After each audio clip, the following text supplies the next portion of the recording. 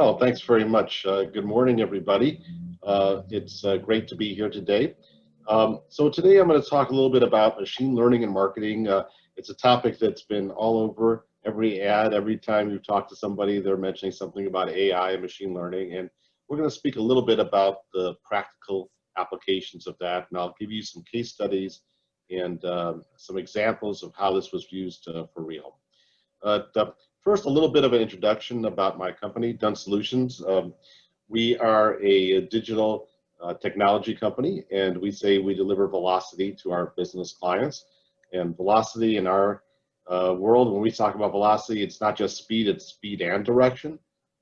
Speed by automating business processes, and direction through advanced analytics. And so if you have speed and direction, you can get velocity. So in all the topics that we talk about when we talk about e-commerce and marketing and data, we always like to think about this concept of this virtuous cycle of customer engagement. And really what this means is that you can get into a really nice pattern where you're using data and analytics to drive messaging and to drive content. You can use marketing automation then to send that content out to your customer base. And then of course, you can hopefully start having those customers buy things by using your e-commerce site. So if you have all those things going together in a nice smooth motion, you get this virtuous cycle. And so today we're going to be talking a little bit about a couple of these aspects and how they all work together with the focus on analytics and data. So how does predictive analytics, and also it's been called different things, AI, artificial intelligence, machine learning, how does this really work in marketing? I mean, every tool and technology has been talking about AI and machine learning, and some of it's being used properly and some of it is just hype. But the question really is, how does that really apply to what I'm doing on a day-to-day basis when I'm doing my marketing initiatives? And what really is machine learning, and how do we use that to engage with customers, not only before, but even after the sale? So today, I'm going to talk a little bit about that. I want to start by saying that there is definitely a difference between predictive analytics and what I would call traditional analytics, right? And the first thing is that predictive analytics, and when I use the word analytics, everybody automatically goes, Google. Like, well, no, predictive analytics is not Google Analytics. It's a lot more than that, and we'll talk about that in a little bit. In most of our business conversations, when we talk to people about predictive analytics and machine learning and AI, really from a business perspective, they all kind of mean the same thing. They're just different ways of talking about using math to define models and to use those models to kind of predict what we should or shouldn't be doing. And when we talk about predictive analytics, we're not just talking about web traffic. So a lot of people think Google because it comes with web traffic tracking, but predictive analytics uses data from all sorts of sources, your ERP, your accounting system, your point of sale system, your CRM, of course, web page views, online sales, offline sales, everything can be used to try to create those models that help you decide what you want to do from a marketing perspective. Sorry, but I don't know why this isn't on my... Predictive analytics versus traditional analytics, the other way to look at it is really traditional analytics sort of tells you what happened. It's like looking in a rear view mirror. Predictive analytics can tell you where to go. It's more like a GPS. So I think that's a good way of kind of breaking those things apart. So when you're looking at traditional reporting, that's like traditional analytics. When you're looking at machine learning and AI and predictive, that's like telling you what's going to happen in the future. So there are some different examples of predictive analytics solutions that are out there, and we're going to talk about some of these today. But this is sort of to give you like just a big page overview of all the different things you can do with predictive analytics within the marketing world. So let's switch gears and talk about the customer journey. There are two stages that people typically think of. There's this pre-engagement stage, and then there's the engagement stage where they're already a customer and they're already, or they're about to be a customer and they're interacting with you. Predictive analytics has opportunities to help in both of these stages. And in fact, there's all these types of different predictive analytics things that you can do at each phase of the customer journey. We're definitely not going to go through all of these, no worries. but I just wanted you to be aware of all the different things you could do at every stage of the customer journey. So it's something that you can use data to really help you be better at marketing at every stage. So let's talk a little bit about pre-engagement. So one of the most important things that you can do with analytics in the pre-engagement phase is to understand what types of marketing tactics are most effective.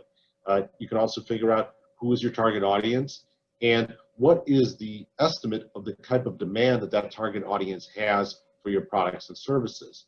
So the reason this is important is because you can always do a shotgun approach, and that's what a lot of marketers do. But you might be spending money in areas that are not really going to give you a good result if you do that shotgun. Instead, if you can use some analytics along with some historical data, you can better understand where to spend your money and, in fact, what types of offers you should be presenting to which audiences as you're going through this process. And we're going to talk about that a little bit. Oops. So the first thing is, let's just talk a little bit about marketing mix. Marketing mix is understanding, what stage or what type of channel is best impacting your sales, right?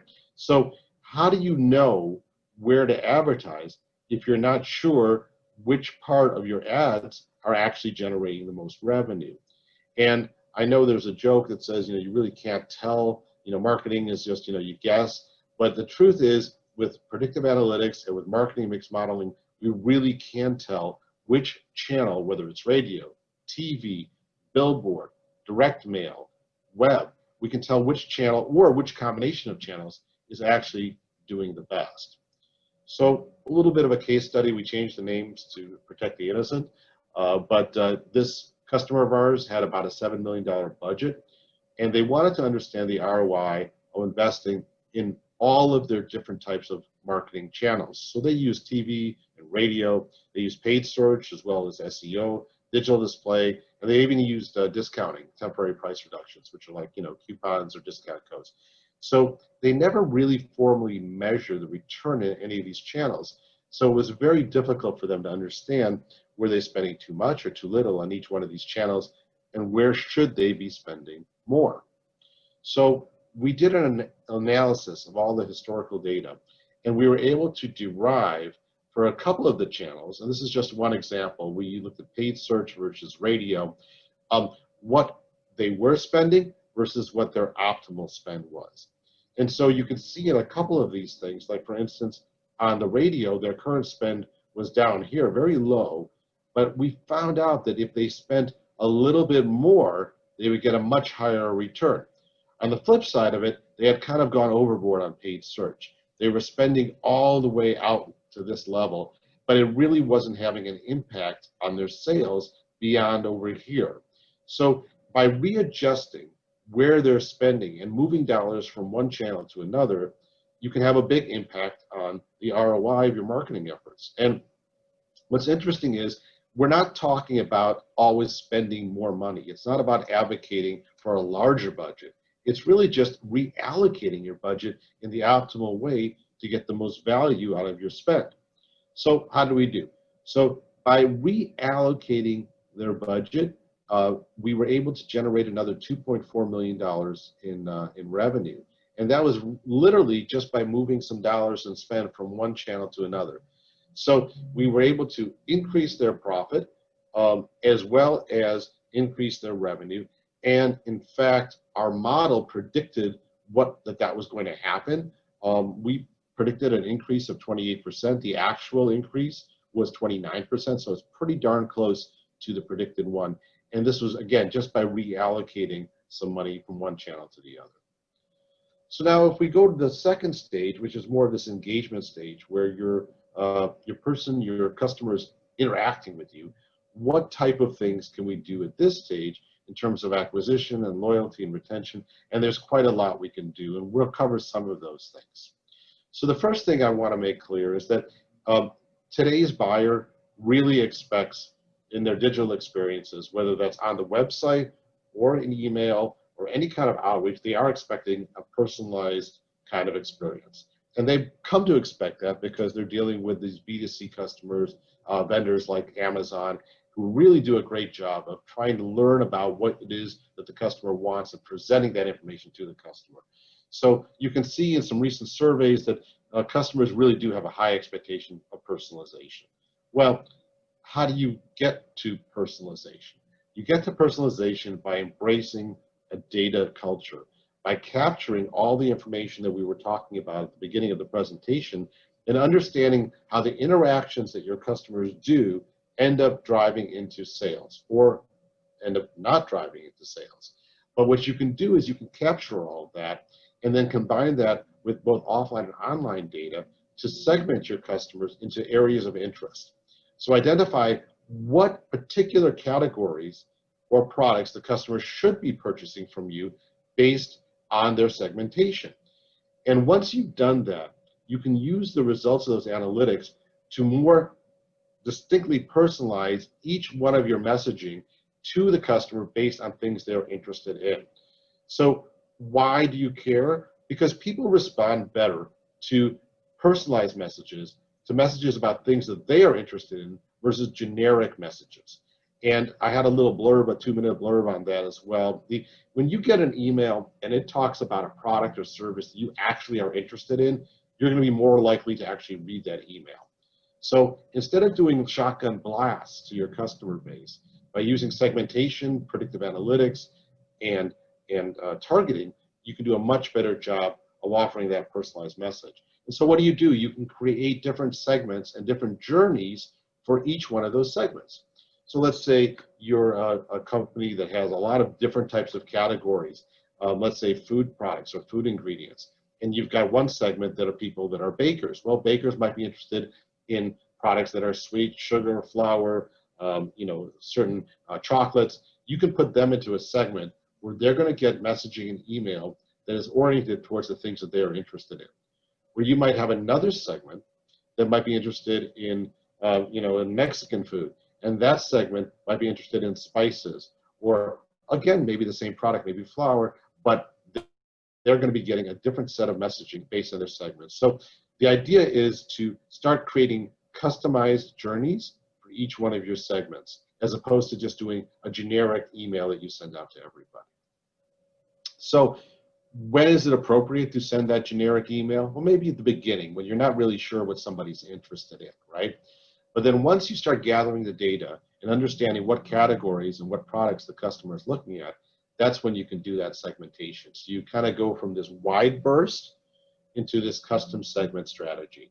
And this is a consistent theme that you should do over all of your email marketing as you learn more about your customer. So there, we're applying predictive analytics, segmentation, segmenting, hopefully getting a better ROI. Some other areas that we'll talk about a little bit briefly is market basket analysis, which is very important. Market basket analysis is really understanding what products people buy together, right? So hammer and nails, cereal and milk. Some of these products are pretty obvious, and if you go into any retailer, especially food retailer, you'll see that they've tried to do a good job of placing these products together. But what we find is sometimes you have some very interesting things that are not obvious that you find out from market basket analysis. And if you can understand a little bit more about the kinds of things that people buy, and by the way, it's not only based on what they purchase, it's also based on their segment, then you can do a better job of presenting those things together and making it very easy for somebody who bought item A to buy item B. And so here's a simple case study where we really changed the way this company was presenting some of their products. They were able to generate an extra $2.4 million of revenue just because we're recommending a product that went together with another product.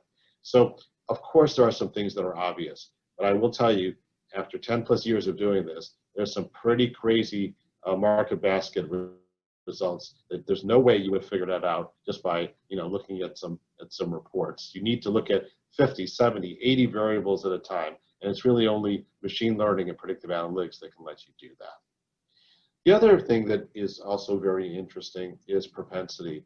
So with propensity, what we can understand is what is the likelihood of somebody buying, but not only what the likelihood of somebody buying something, but which particular products are they more likely to buy.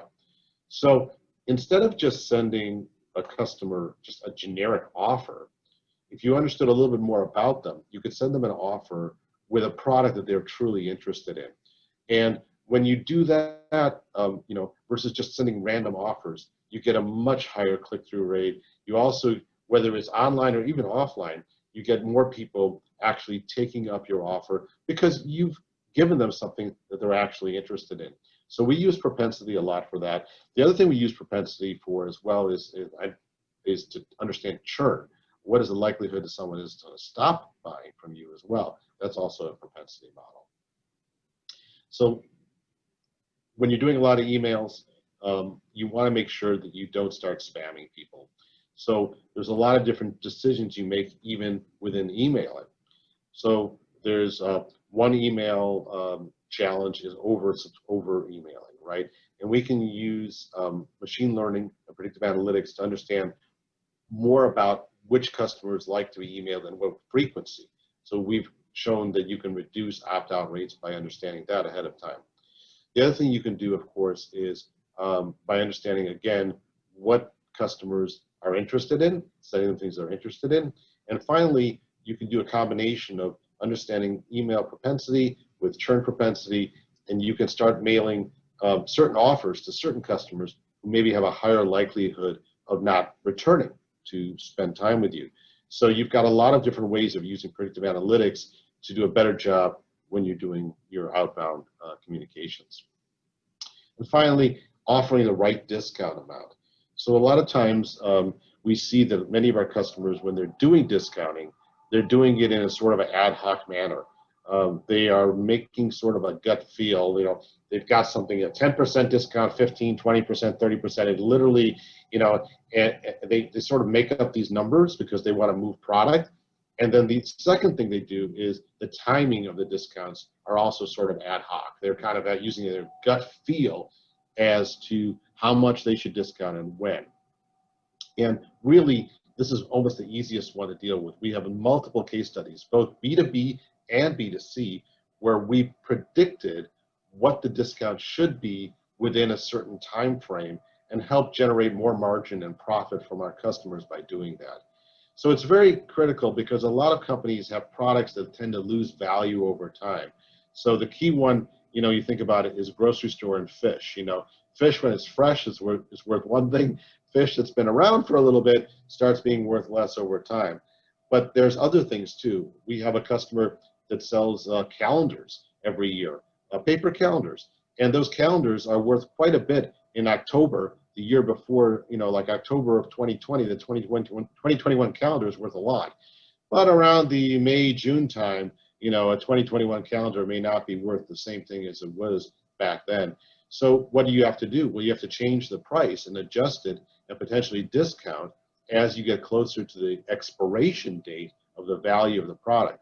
Well, doing it in an ad hoc manner, you know, may get rid of product, but it also will probably not yield you the highest profit.